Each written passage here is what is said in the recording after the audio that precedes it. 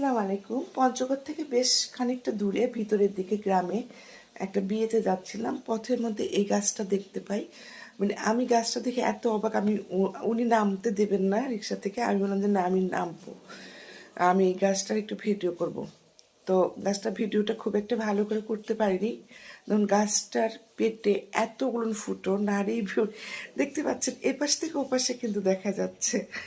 তো এরকম একটা না, মানে 3-4টা এরকম ফুটো উপরে নিচে এরকম মিলে। তা আমি অবাক হয়ে গেছি যে গাছের ভিতরে কিছুই নেই, চারপাশে কেমন করে জানে আছে, তারপর গাছটা জীবিত। সুবহানাল্লাহ। তো একজন বলছিল যে এই গাছটার বয়স নাকি 200 বছর, কারণ তার দাদাও নাকি বলেছে যে এই গাছটা সে যখন ছোট ছিল তখন থেকে নাকি এমন। জানি না সত্য মিথ্যে, এটা নাকি কেউ বলছে বট গাছ, আমি জানি না। একজন বললো এটা পাকুড়ি গাছ, তো হবে একটা। তো